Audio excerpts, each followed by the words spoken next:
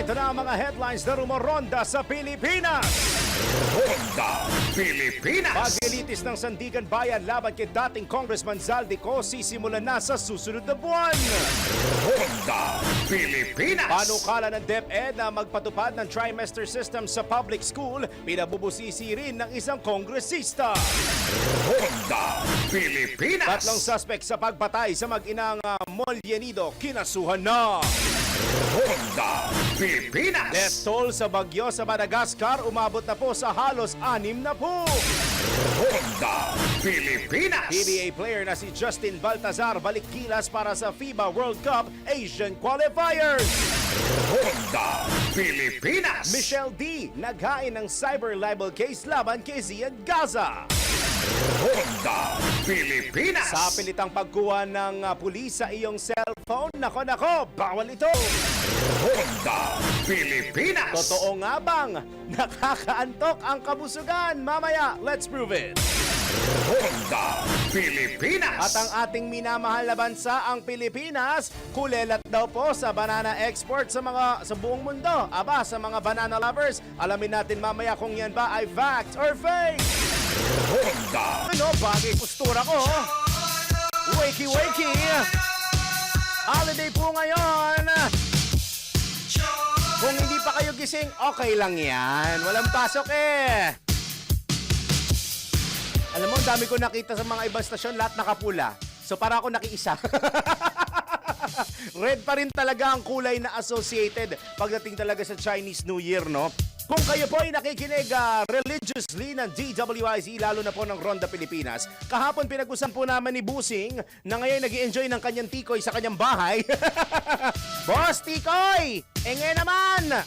Napag-usapan namin yung panukala sana na gagawing trimester o 3 semesters po ang pag-aaral ng mga estudyante, lalo na po sa basic basic education, so that includes elementary, junior, tsaka senior high school. Na sinasabi po ng iba na mapapaikse yung araw ng klase ng mga bagets ngayon. Ngayon, ang tanong ko po dito, maglalagay tayo ng trimester system. Paano yung magiging adjustment natin kung saan sanay na po yung mga kababayan natin na 2 beses o 2 semester lang halos pumapasok sa isang taon unless yung eskwelahan ay talaga nag-offer ng trimester system at doon yung pag-aaralin lalo na pagdating ng college ang inyong mga anak. Yan ang unang tanong. Pangalawang tanong, ano nga ba ang ginagawa? Lalo na po, ito concern ko naman para sa mga private institutions kasi ang nabanggit dito ay mga public school. Sa mga private institutions kasi alam ko meron silang mga leeway kung pwede silang 3 semester ang kanilang pasok depende sa magiging kalendaryo nila. Pero speaking of kalendaryo ng mga school year natin, karamihan ba ay nag-transition na doon sa babalik, di ba? Babalik dapat sa June ang pasukan, tapos ang bakasyon magsisimula by end of March or early April. Kadalasan, tinatiming nila yung huling week ng classes is yung week bago mag-Semana Santa o bago magmahal na araw. Sana yun muna yung unang i-focus natin. Kung magpapalit lang din kayo ng sistema at kalendaryo, yung proseso ng school calendar for the entire school year maayos muna at magkaroon ng unification. Kasi kung magkakaroon ng lito-lituhan yan, no? Say for instance, sample lang to. Ako kunwari nag-aral dun sa traditional calendar, June to March o June to April. Pagdating ng April, kung papapasukin nyo ako sa isang trimester na school, baka wala pang 2 linggo, wala pang 1 buwan, pare, papasok na kagad ako. Di ba kaya nga tayo nagkakaroon ng pahinga sa school year para yung mga bata makapag-relax? Dati nga, nung panahon natin, wala namang academic break, walang health break, di ba? Ngayon ang mga bagets, swerte sila kasi kung hindi ilang araw, 1 linggo, meron silang tinatawag na wellness o health break para sa mga estudyante na feeling nila nabubugbog sila. Itong health break, kailan ba nagsimula to? Pandemic! Nung COVID-19 pandemic, kung saan karamihan ng mga klase po ay ginagawa online. So maraming kailangang i-revisit sa sektor ng edukasyon. Pero ang pinaka-importante pong alalahanin sana ng mga mambabatas natin at ng ating mga lingkod bayan kung sino po ang pinaka magbe-benefit pag nagkaroon na naman ng malawakang pagbabago, malawakang revision na naman po sa sistema ng ating edukasyon dito sa ating bansa. Maybe we're being globally competitive and that's something good. Pero bago tayo maging globally competitive, sana tignan muna natin ang sarili nating bakuran kasi yung functional literacy natin, hindi pa rin ganun kaganda ang scoring ho natin. Sana tutukan muna natin yung nangyayari sa sarili nating bakod para at the same time habang nagpo-progress, pwede na tayo maging globally competitive. Isa pong masaya, maligayang Chinese New Year, Holiday Tuesday, Luzon, Visayas, Mindanao, Pilipinas. Sumasa inyo na po ang Ronda Pilipinas. Live na po tayo sa DWIZ 882 Metro and Mega Manila, DWIZ News FM Regional Stations sa buong bansa, maging sa mga kababayan natin nakikinig via RPN Radyo Ronda. Magandang morning po sa inyo at sa lahat ng ginagawang radyo, kanilang mga TV, Aliw Channel 23 at DWIZ News TV.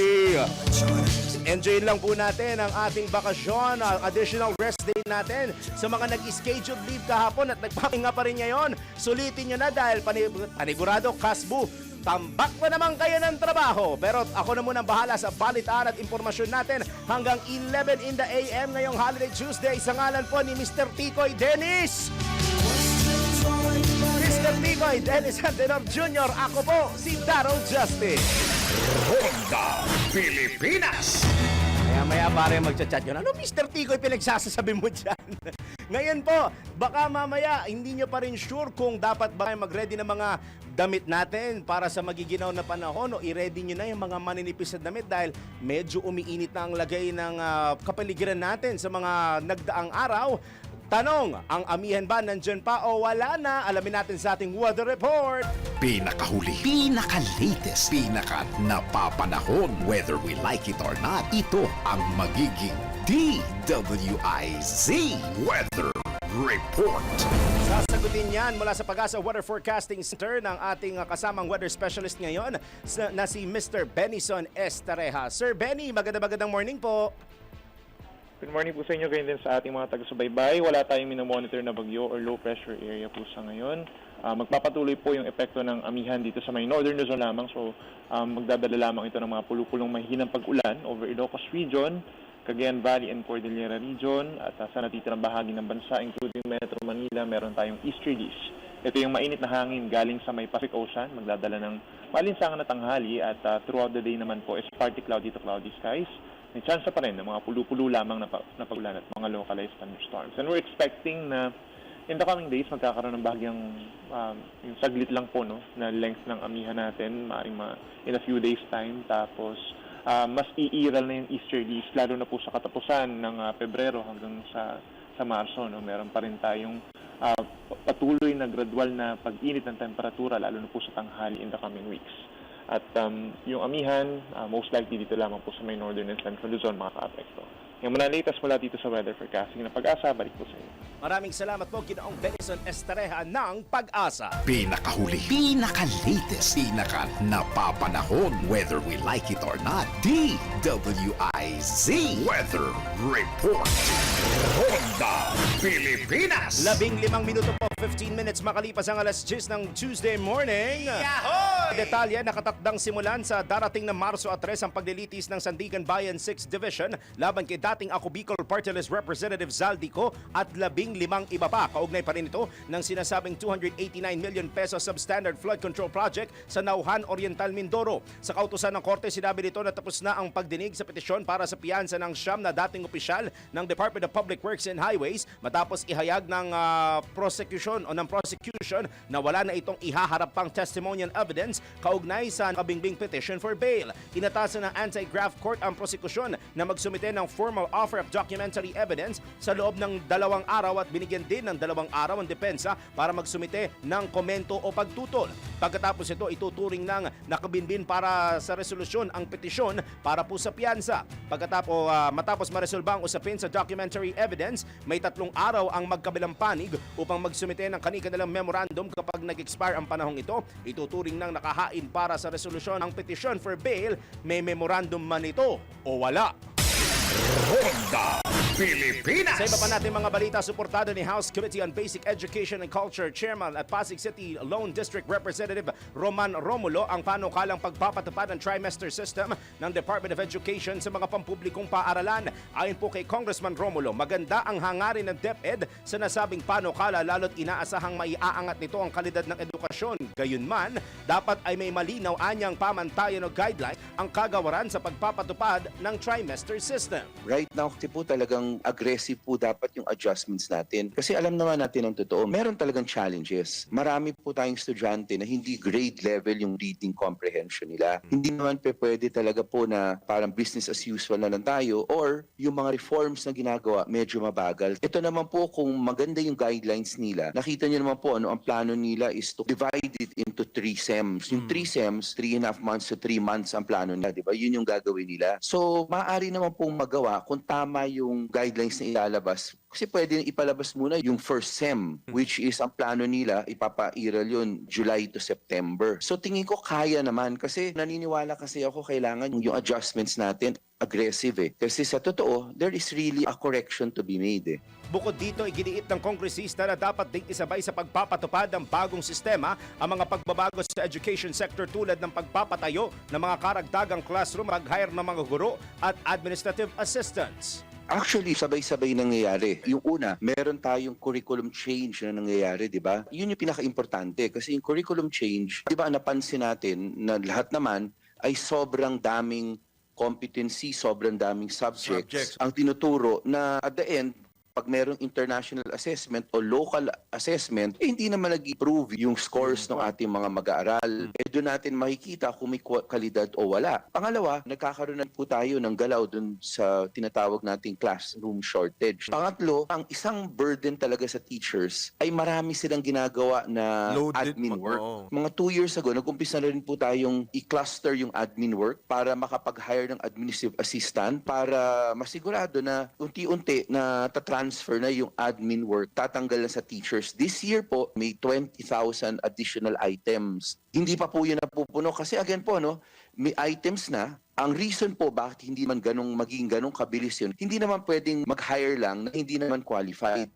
Di talagang lugi tayong lahat, lalo na yung mga magulang tsaka mag-aaral kung mawawalan pa lalo ng oras yung mga public school teachers po natin dahil mag-hire lang din ng mga hindi qualified personnel para sa mga bakante o mga open positions lalo na sa mga eskwelahan, kailangan na ngang i-unload yung mga guro eh. Yung mga guro na nga mismo ang namomroblema kung paano nila babalansein yung oras. Kaya talagang sabi kanina sa pasimula, magandang i-revisit po muna lahat ng aspeto ng gagawing mga revision pagdating sa sektor ng edukasyon bago tuluyang i-implement ito. Lalo na magkaroon ng pilot testing para malaman nila yung mga pros and cons na kanilang binabalak at pinaplano. Yan po ang tinig ni House Committee on Basic Education and Culture Chairman Roman Romulo sa panayam ng DWIZ!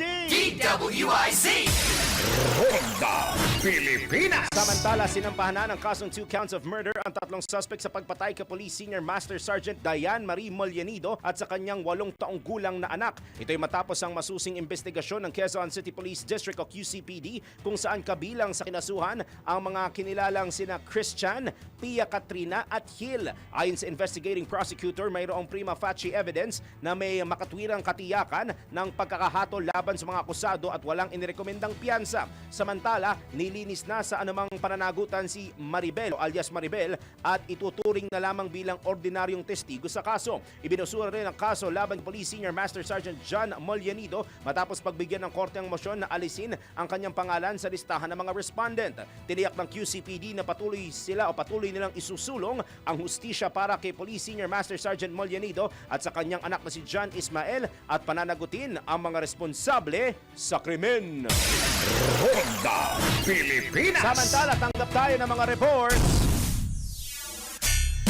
Pagsasagawa ng malawakang konsultasyon sa panukalang trimester system sa basic education, suportado po yan ni Senator Gatchalian. Ang detalye mula ka Patrol 19, Celi Ortega Bueno. Suportado ni dating Senate Committee on Basic Education Chairman Senator Sherwin Gatchalian ang pahayag ng Malacanang na dapat isailalim sa malawakang konsultasyon ang panukala ng Department of Education na magpatupad ng trimester sa basic education simula sa susunod na school year. Ayon kay Gatchalian, kailangan talaga na magkaroon muna ng konsultasyon sa mga stakeholder lalo na sa mga guro. Git na senador, dapat matiyak na ang planong trimester system ay magbubunga ng mas mahusay na pagkakatuto ng mga mag-aaral. Gayun din, masiguro na hindi ito magpapahirap sa mga guro at prinsipal kung saan hindi ito dapat maging dagdag na trabaho sa kanila. Una rito, sinabi ng Malacanang na nasa proposal stage pa ang panukalang trimester system, kaya makabubuting magsagawa muna ng pag-aaral at konsultasyon kung dapat ba itong ipatupad. Ito sa Patrol 19, Sally Ortega Bueno para sa impilang metodong lakas sa DWIZ. Nagbabalita ng tama, naglilingkod ng tama. Ronda Pilipinas! Isa pa pong report.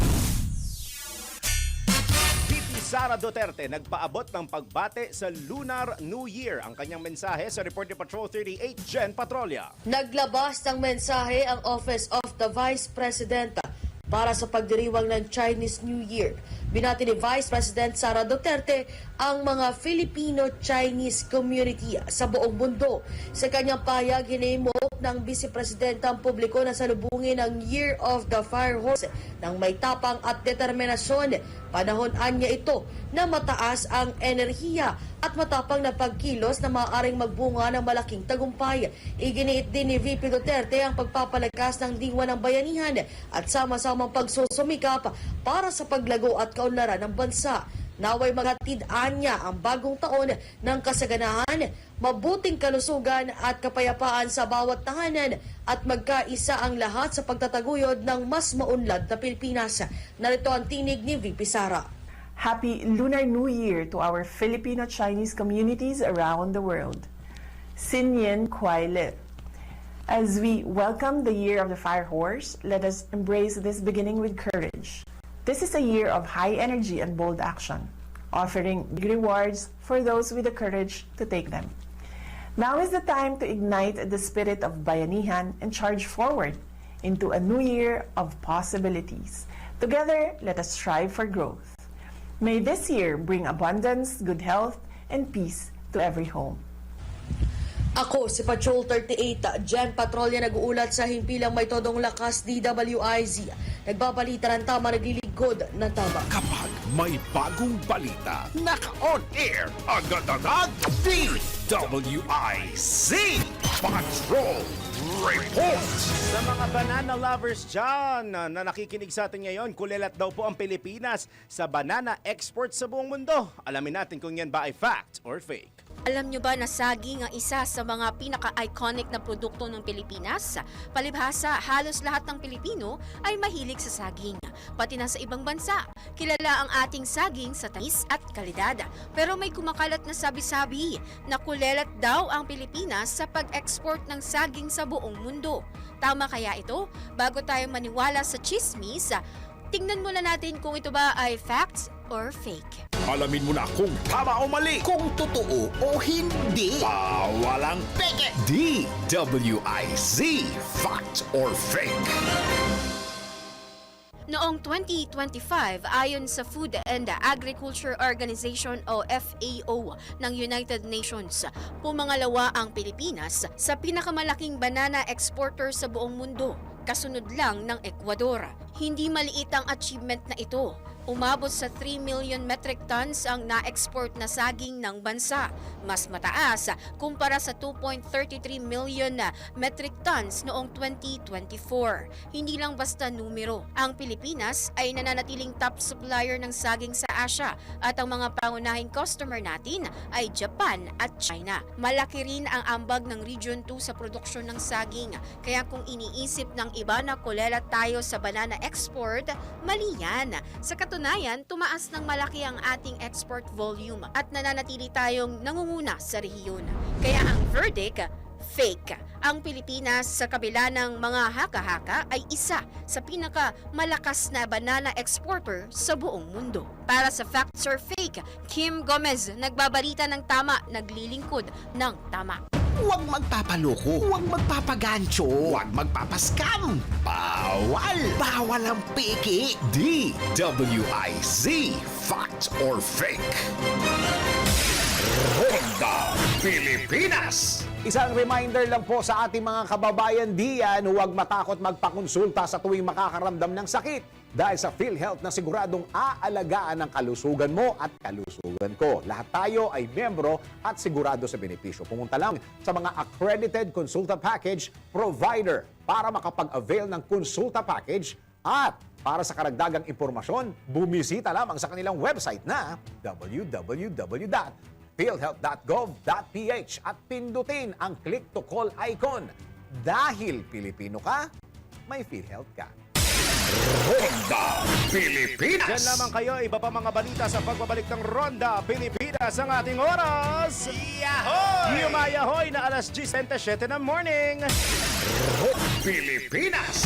Wala po si Dennis Antenor Jr. Tuloy-tuloy po mga balita natin sa Ronda Pilipinas. Sa oras po na alas 10:30 na po ng morning. Yahoy! Naniniwala po si Samahang Industriya ng Agrikultura o SINAG Chairman Rosendo So na walang kaugnayan ang supply ng imported onion sa pagbaba ng presyo ng lokal na pulang sibuyas sa merkado. Ayon kay Kasendong, wala pa namang ganoong malaking volume ng imported na pulang sibuyas sa mga cold storage lalo na po sa Central Luzon. Sa katunayan, anya, dapat may umiiral ng importation ban sa red onion bilang paghahanda sa nalalapit na harvest season, lalo't inaasahan na ang pagbaba ng presyo pagsapit ng Marso dahil sa pagdami ng lokal na ani.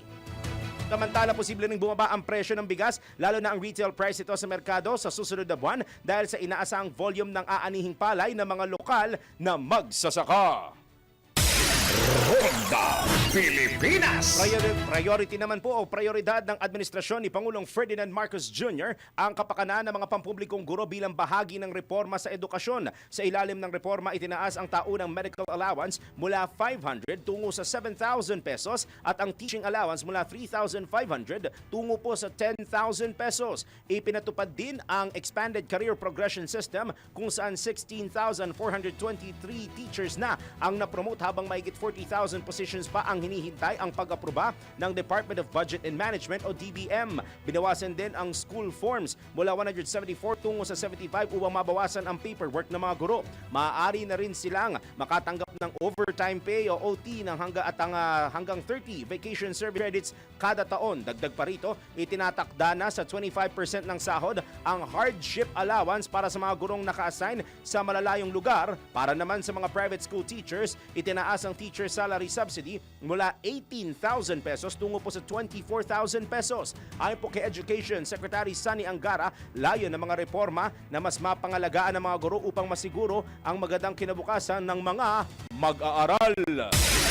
Ronda Pilipinas. Nagkasundo naman ang Department of Agriculture at Department of Tourism para palakasin ang farm tourism sa ating bansa. Nilagdaan ni Tourism Secretary Cristina Garcia Frasco at Agriculture Secretary Francisco Tio Laurel Jr. ang kasunduan na layong pag-ugnayin ang produksyon ng pagkain at turismo. Sa ilalim ng kasunduan, magtutulungan ng DA at DOT sa pagpapalawak ng farm tourism destinations, promosyon ng lutuing Pilipino at pagsasama ng prioridad ng agrikultura sa tourism planning. Kabilang din dito ang pag-up ng farm-to-market road project sa tourism circuits sa ilalim ng Tourism Road Infrastructure Program upang mapabuti ang access sa mga sakahan at mapalakas ang logistics ng mga magsasaka. Ayon kay Secretary Laurel, hindi lamang ito pagdaragdag ng tourist spots o tourist stops sa mga bukid kundi isang hakbang para lumikha ng matatag na demand para sa lokal na ani at maisama ang agrikultura sa mas malawak na services economy. Kapag tuloy-tuloy na anya ang pagkuha ng mga hotel at restaurant ng supply mula sa lokal na magsasaka, mas mapapasiglan ang pamumuhunan at kanayunan ay makakalikha po ito ng mga trabaho. Bubuo rin ng Joint Technical Working Group na mangangasiwa sa implementasyon at koordinasyon ng mga stakeholders. Ronda Pilipinas. Pinalaan naman po ng Cybercrime Investigation and Coordinating Center o CICC ang publiko sa isang spoofing scheme na tumatarget sa mga gumagamit ng eGov.ph mobile application. Ito ay matapos mag-viral ang insidente kung saan mahigit 100,000 pesos ang nawala sa isang biktima matapos tawagan ng nagpapanggap na empleyado ng gobyerno para umano sa verifikasyon ng national ID. Inutusan ang biktima na magsigawa ng Face ID at biometric logging sa Peking interface dahilan para makuha ng mga scammer ang sensitibong impormasyon at maubos ang laman ng bank account. Ayon po kay CICC Undersecretary Renato Paraiso, hindi kailanman humihingi ang mga ahensya ng gobyerno ng OTP o yung one-time PIN password o biometric data sa pamamagitan ng tawag o kahina-hinalang link. Pinayuhan din po ng CICC ang publiko na huwag sagutin mga tawag mula sa hindi kilalang numero, tiyaking sa opisyal na app lamang makipagtransaksyon at huwag magsagawa ng Face ID o fingerprint scan kapag inutusan ng tumatawag. Para po sa mga mabibiktima, maaaring i-report agad ang insidente sa Interagency Response Center sa kanilang hotline na 1326. Ronda Pilipinas. Walang posisyon ng International Criminal Court prosecution hinggil sa hirit ni dating Pangulong Rodrigo Duterte sa chamber na i-disqualify ang 3 abogado ng mga drug war victim sa kasong crimes against humanity laban sa kanya.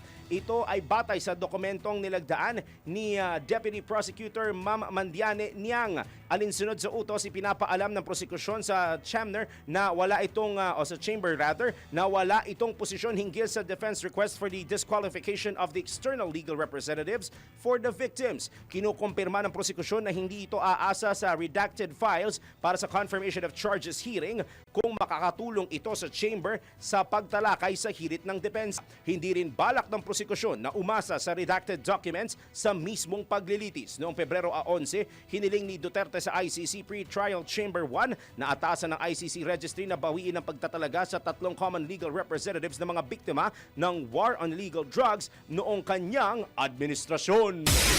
Ronda Pilipinas. Sa oras po natin, 35 minuto, 35 minutes makalipas ang alas 10 ng Tuesday morning. Ito na po, sunod-sunod na ang ating mga reports. Travel tax pabigat sa mga Pinoy kaya dapat nang buwagin ayon sa isang senador. Kung sino yan, alamin sa report ni Patrol 19, Celi Ortega Bueno. Economic burden o pabigat at nagiging hadlang sa karapatang maglakbay ng mga taong may limitadong kakayanan ang travel tax. Itinayag ni Senator Kiko Pangilinan kaya kanyang isinusulong ang panukalang batas na naglalayong i-abolish ang ipinapataw na travel tax sa mga turistang Pinoy na lalabas ng bansa. Sa inihaing Senate Bill 1843 ni Senator Pangilinan, nakasaad na sa pamagitan ng pagbababa ng gastusin sa paglalakbay ng ating mga kababayan, inaasahang tataas ang bilang ng mga pasahero, tataas ang kita sa transportation, pagkain, mga serbisyo, at sa kabuuan ay makatutulong sa pagsigla ng ating ekonomiya.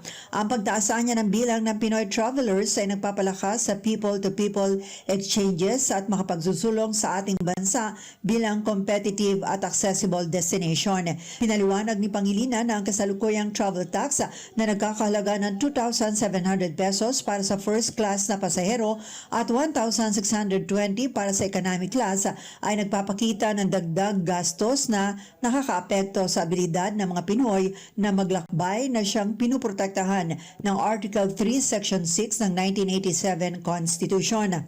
Sa halip na pagkolekta ng travel tax, sinabi ng Senador na ang kasalukuyang mga programa na sinusuporta ng buwis ay dapat masama sa budget ng Department of Tourism para sa Tourism Infrastructure Enterprise Zone Authority o TIESA. Ito sa Patrol 19, Celi Ortega Bueno para sa impilang metodong lakas sa DWIZ. Nagbabalita ng tama, naglilingkod ng tama. Ronda Pilipinas. Mula sa Senado, dako tayo sa Kamara. Agarang pagpasa ng panukala para sa patas na pananagutan sa mga insidente sa kalsada, inihirit sa kara ng isang mambabatas. Naratong report ni Patrol 30, Jelly Mendez. Nanawagan si 4-Piece Party List Representative JC Abalos na agarang isabatas ang House Bill number 110 o ang Philippine Responsible Driving and Accountability Act para sa patas na pananagutan sa mga insidente sa kalsada. Kasunod dito ng trahedyang naganap kung saan ay nasawi ang isang estudyante matapos mahulog sa LRT-1 sa EDSA, Quezon City at aksidenteng nakaladkad ng isang dumaraang sasakyan. Ayon kay Abalos, layo ng panukala na itaguyod ang responsableng pagmamaneho at tiyaking may patas sa pananagutan sa mga insidente sa lansangan, lalo na kung walang kapabayaan o paglabag sa batas trapiko ang driver. Matatanda ang ililagay sa kustudiya ng Quezon City Police District o QCPD ang driver ng sasakyan, ngunit pinalaya rin matapos walang makitang indikasyon ng pagkukulang sa pagmamaneho, batay na rin sa pagsusuri ng CCTV footage. Sa ilalim ng panukala, matitiyak ang tarungan para sa lahat ng sangkot at mapoprotektahan ang mga inosenteng mamamayan laban sa trauma at legal na pananagutan, bunsod na rin ng mga insidenteng hindi may iwasan. Kabilang sa mga halagang probisyon ng panukala panukala ang mas malinaw na definisyon ng mga insidente sa kalsada, pagtukoy sa bigat ng sitwasyon at paglilinaw sa pananagutan ng mga sangkot sa road safety incidents. Sa ngayon, nakabinbin pa rin ang naturang panukala sa House Committee on Transportation. Ito si Patrol T. Jelly Mendez nag-uulat para sa impilang may todong lakas sa DWIZ. Nagbabalita ng tama, naglilingkod ng tama. Ronda Pilipinas! Mula Kamara sa Quezon City, tawid tayong Binondo! Ang nabanggit kong lugar, dinadagsa na raw ng mga namamasyal at namimili kaugnay po ng Chinese New Year. Patrol 24, June Samson, binilan mo na ba kami, kuyang, ni paring winner ng tikoy dyan? Papunta na dyan, Kuyang. Yun. Pero, patuloy ang dating at pagdagsa ng mga tao sa Binondo para mamasyal at makibahagi sa makulay na pagdiriwang ng Chinese New Year. Matapos ang fireworks display at drone show, ay inaabangan naman ng publiko ang gagawing parada kasabay ng Lion at Dragon Dance. Kasalukuyan pa rin naghahanda ang lokal na pamahalaan ng Maynila para naman dun sa gagawing programa mamayang hapon sa Plaza San Lorenzo Ruiz. Samantala ngayong umaga ay marami pa rin ang namimili ng sinasabing mga pampaswerte tulad ng mga bracelet at maliliit na figurine na nasa 150 hanggang 500 pesos. Mabenta rin ang mga pampaswerteng prutas tulad ng dalandan, pinya at kiat-kiat na nasa 70 hanggang 200 pesos. Depende yan sa disenyo. Gayon din ang mga bugkos ng palay, luya nasa 50 hanggang 150 pesos at yung gabi na nasa 100 hanggang 200 pesos. Kasabay nito ay bantay sarado at pinagsasabihan ng Manila Police District ang mga vendors na halos nasasakop na ang daanan papasok ng Ongpini Street para maging organisado at maayos ang pagpasok ng mga tao na namamasyal sa Binondo. Bukod dyan ay mahigpit na seguridad ang ipinapatupad ng MPD, katuwang ang mga force multipliers dahil inaasahan na hanggang mamayang gabi ay dadagsa ang publiko para sa pagdiriwang ng Chinese New Year. Patrol 24, June Samson para sa impilang may todong lakas, DWIZ, nagbabalita ng tama, naglilingkod ng tama. Kapag may bagong balita, naka-on air, agad-agad, DWIZ Patrol Report! Ngayon naman po ulat mula sa ating Metro Patrol. Malaban Councilor Agas ng Isabela nagpasaklolo po sa PCSO. Kung bakit, alamin natin mula kay Kuyang Danny Cruz. Kuyang Danny, Kuya Fat Choy! Kung Hepa Choy, ako, may lahi din tayong konti. Yun. Umabot na sa probinsya ng Isabela ang tulong medikal mula sa Philippine Charity Sweepstakes Office o PCSO, katuwang ang STL Malabon. Matapos makapanood sa DWIC Aliw TV, personal na sinaksihan ni Councilor Isel Agas ang isang medical mission sa Barangay Rizal. Ayon kay Ferdinand Takat, agad umaksyon ng PCSO nang iparating ni Councilor Agas ang pangangailangan ng mga senior citizen at mga residente ng Barangay Rizal sa bayan ng Delpin Albano, kung saan nagsupply at namahagi ng mga gamot at bitamina ang mga kinatawan ng PCSO at STL. Sa direktiba ni General Manager Mer Robles, mabilis na naipadala ang medical assistance upang matugunan ang pangangailangan ng mga residente. Labis naman ang pasasalamat ng konsehal at ng mga mamamayan ng Barangay Rizal sa Isabela sa agarang tulong na kanilang natanggap. Sinabi ni General Manager Takad, malayo man daw ang kanilang narating. Ito daw ay patunay na ang PCSO at ang STL Malabon ay hindi umuurong sa pagtulong.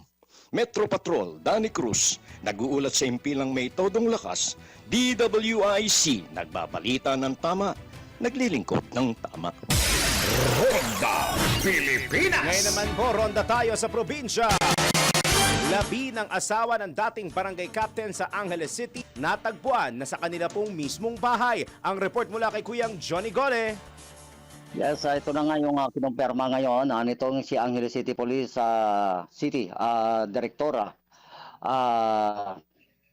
Joselito E. Villarosa na natagpuan na nila kahapon ang labi nitong si Ginang Teresa Mamaka, asawa nitong dating barangay captain na tayo maunang balibago barangay captain dito sa Angeles City. na nakalibing dito sa loob mismo ng Barangay Mountain View Subdivision, Barangay Balibago, ang Angeles City. Itong biktima ay si Ginang Maria Teresa Mamak, nasa 50 years old o mahigit sa 50 years old ang edad.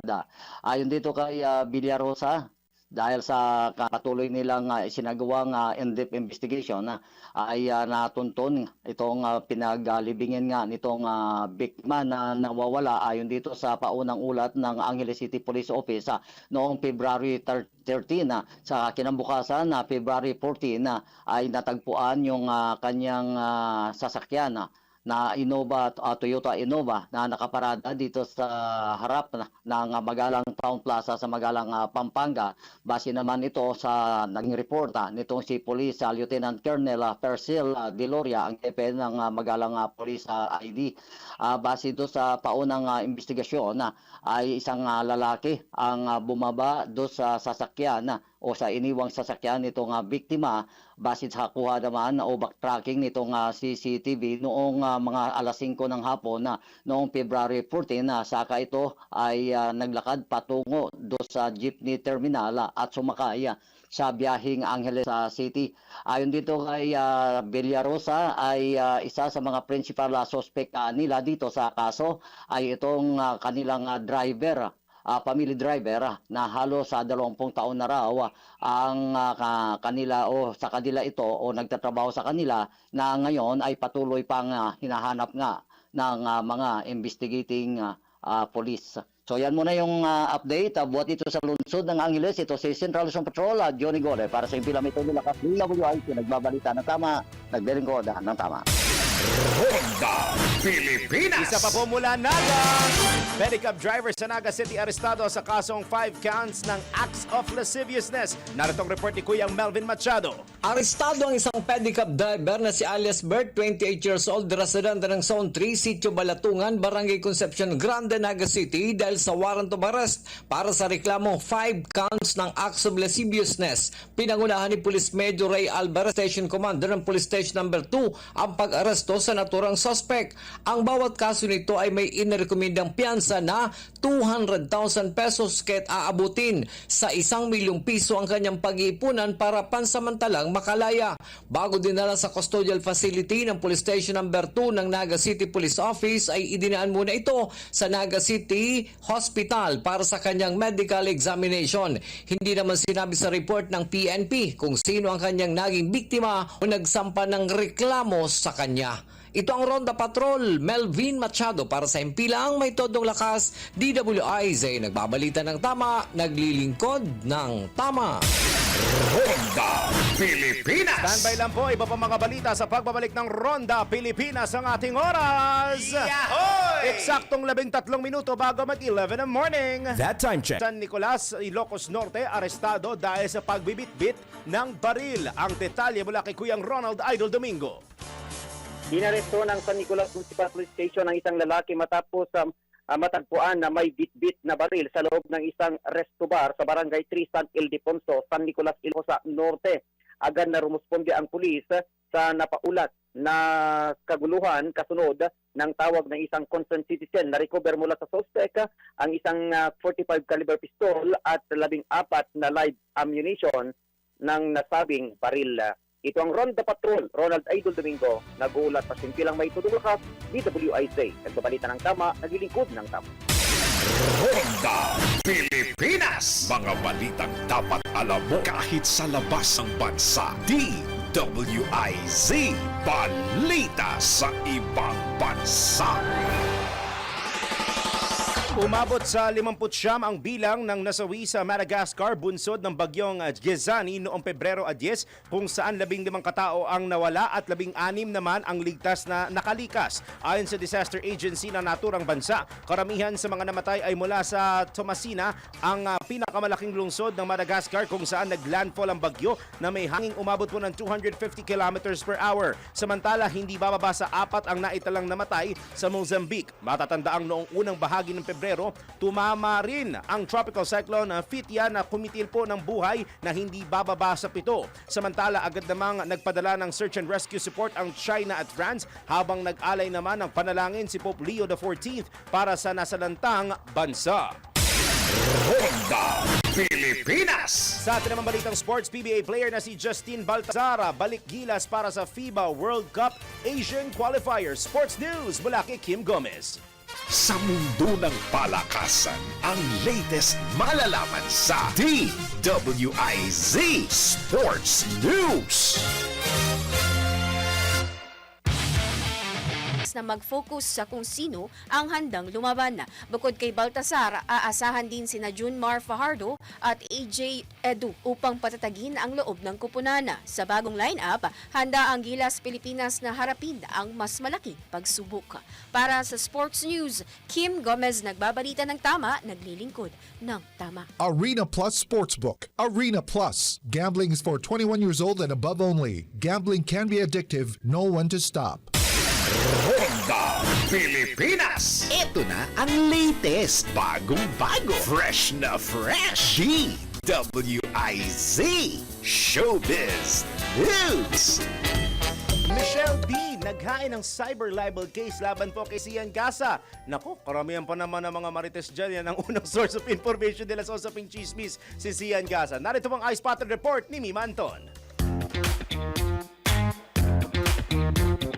Para sa aking balitang showbiz, personal na naghaingin ng cyber libel complaint sa National Bureau of Investigation ang actress beauty queen na si Michelle D laban sa content creator na si Sian Gaza dahil sa pagpapakalat ng fake news tungkol sa kanya. Kasama sa reklamong inihain ang 4 na Facebook page, kabilang na isang post na sinasabing tumakas umano siya patungong ibang bansa. Nanindigan ang beauty queen na pawang kasinungalingan ang mga kumakalat na aligasyon tungkol sa kanya. Sa isang Facebook post naman, sinabi ni Gaza na strategic ang paghahain ng reklamo upang ma-divert umano ang atensyon sa issue na kinasasangkutan ng actress tungkol sa umano'y pambubugbog at illegal detention na ginawa nito sa driver ng kaibigan na si Rian Ramos. At iyan ang balitang showbiz para sa impilang metodong lakas, DWIZ. Ako si Anton, nagbabalita ng tama, naglilingkod ng tama.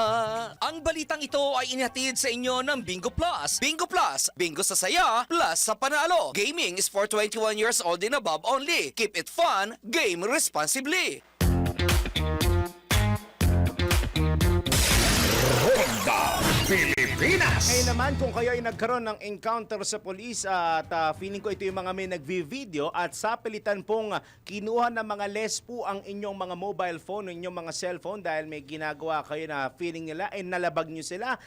Bawal po nilang gawin yan sa inyo. Alamin ang inyong karapatan at ang parusa sa makulit na lespo na yan dito sa ating NBI. Nako, bawal ito! Alamin kung bawal o hindi. Dahil kung di mo alam to, kaso ang kakaharapin mo sa NBI. Nako, bawal ito! Sa pilitang pagkuha ng pulis sa iyong cellphone, nako, bawal ito. Sa panahon ngayon, halos lahat ng impormasyon ay nakatago sa ating mga cellphone. Mula sa personal na larawan hanggang sa mga sensitibong dokumento. Pero paano kung pilit itong kinukuha ng isang pulis para buksan kahit wala namang legal na basehan? Nako, alam mo bang labag sa batas yan? Ayon sa saligang batas, hindi maaaring basta-basta kunin o buksan ng isang pulis ang iyong cellphone dahil itinuturing itong personal property. Lalo na kung walang search warrant na may sisilbi o malinaw na probable cause. Ang sapilitang pagkuha ng pulis sa iyong cellphone ay maaaring ituring na paglabag sa Data Privacy, Bill of Rights o Grave Use of Authority kung ginamit ang posisyon para manakot. Ayon sa batas, maaari lamang kunin ang cellphone kahit walang warrant kung may nagaganap na krimen at ang cellphone ay isang ebidensya kung kusang loob mong ibinigay ang cellphone at kapag ikaw ay inaresto at maaaring bahagi ng investigasyon ang cellphone. Ang sinumang pulis na lumabag ay maaaring makasuhan ng administrative case, criminal case o civil case. Kaya sa mga kapulisan, hindi dapat takot ang maramdaman ng publiko kapag nakita ang inyong presensya. Huwag abusuhin ang kapangyarihan para hindi ka masabihan ng, nako, bawal ito. Ronda Pilipinas. Totoo nga bang nakakabusok o nakakaantok ang kabusugan? Gusto niyo ako na sumagot? Tara po, let's prove it! Madalas ay nakakaramdam tayo ng antok pagkatapos kumain, lalo na kung talagang nakakabusog ang pagkain. Pero coincidence nga lang ba ito o meron talagang scientific explanation? Tara, let's prove it! Bago maniwala sa mga claim-claim na yan, patunayan na yan sa Let's Prove It! Ayon sa sleepfoundation.org, postprandial somnolence kung tawagin sa medisina ang food coma o sa madaling salita ay ang antok na nararamdaman natin pagkatapos kumain. Ayon sa mga pag-aaral, merong iba't ibang mga factors kung bakit ito nangyayari. Una riyan ang circadian rhythms o ang natural na pagbabago ng temperatura ng katawan ng isang tao, metabolism, hormones at iba pang psychological processes. Pangalawa, nangingibabaw pa rin ang kagustuhan ng isang tao na matulog, lalo na kung mahabang oras na itong gising. Sunod, pagkatapos kumain ay bumabagal ang brain activity at cognitive function ng isang tao, habang ang protein naman sa katawan ng isang tao ay tinatawag na cytokines ay tumataas matapos kumain, lalo na mga pagkain na mataas ang calories. Para maiwasan ang biglaang pagkaantok, iwasan din ang mga high-fat foods katulad ng pritong pagkain, pizza at processed meats. Iwasan o limitahan din ang pagkonsumo ng mga pagkain na mataas sa carbs katulad ng matatamis, kanin at mais. Ayon sa sleepfoundation.org, maraming tao ang nakakaramdam ng food coma at common ito lalo na tuwing tanghali, habang maaari namang hindi kabilang sa mga ito ang mga night owl at persons with attention deficit hyperactivity disorder o ADHD. Ronda Pilipinas! Bago ako magpatama, iimbitahan ko lang kayo manood mamaya ng Life Balance. Sakto, Tuesday for Life Balance is Makati Medical Center Day. Ang magiging bisita po natin mamaya ay si Doc Jolisa Patricia Canyeba, isang pediatric oncology specialist. At ang pag-uusapan po namin mamaya ay childhood cancer. Alas 6 po ng gabi yan, mamaya sa programang Life Balance, katuwang po ang Makati Medical Center. Bago tayo pansamantala magpaalam, tayo po ay magpatama quote for today. Kung kasalanan ang pagiging magastos, sorry na, magtitipid na. Bago tayo magsabi ng next program, bati tayo ng happy birthday kay Shane Jane, kay Shanine Yang, ang ating DWIZ at Aliw researcher. Shane, happy birthday! Hari naway bukas, maaga ka dito. At yan na po, ang kalipunan ng mga balita ay tinapok natin sa Ronda Pilipinas. Ang tabayanan po, ang susunod na programang Yes Yo Topacio, kasama si Ninong, Attorney Ferdy Topacio at si Bini Juby de Guzman, makalipas lamang ang ilang paalala. Mamaya magbabalik po ako, wala kayong choice, News Scoop, alas 4 po yan ng hapon at gaya ng bagit ko, Life Balance mamayang alas 6 ng gabi. Maraming salamat Pilipinas, ako po nyo naging tagapagbalita sa ngalan po ni Mr. Tikoy Dennis. Mr. Tikoy Dennis Antenor Jr. Ako po si Darryl Justin, nagbabalita ng tama, naglilingkod ng tama.